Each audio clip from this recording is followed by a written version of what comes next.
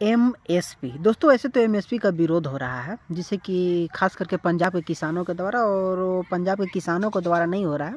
बल्कि आप भली भांति समझ रहे हैं, जान रहे हैं कि वो किसानों को न करके किसके द्वारा यह विरोध हो रहा है। इस चीज़ को आप भली भांति जानते हैं। लेकिन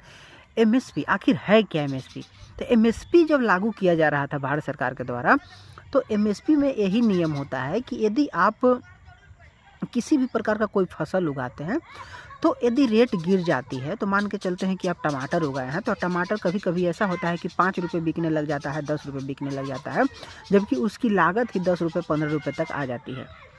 तो आप सोचिए कि यदि जिसकी लागत 10 रुपये है, 15 रुपये है, और यदि उस चीज़ को यदि किसान 5 रुपये बेचता है, 10 रुपये ही बेचता है, ताकि उसमें उसकी क्या फ़ायदा हो जाएगी, उसमें तो उसे नुकसान ही होगा। लेकिन सरकार एमएसपी के ज़रिए यह कहना चाहती थी कि यदि आप किसी भी प्रकार का फसल लगाते हैं, तो उसमें आपका बीज का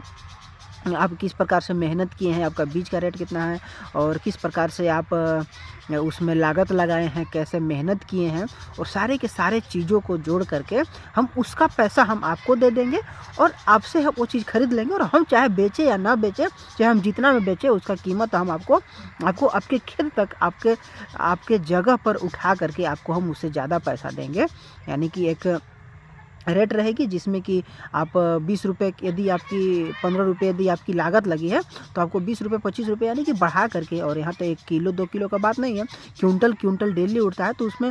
यदि 10 रुपये का भी प्रॉफिट हो किलो पर, 5 रुपये का भी प्रॉफिट हो, तो उसमें किसान लाखों लाख कमा सकता है। और इसी चलते एमएसपी लागू किया जा रहा था। लेकिन वो किसान,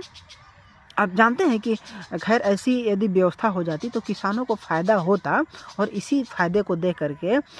कांग्रेस के द्वारा इसका विरोध किया जाने लगा, और वो लोग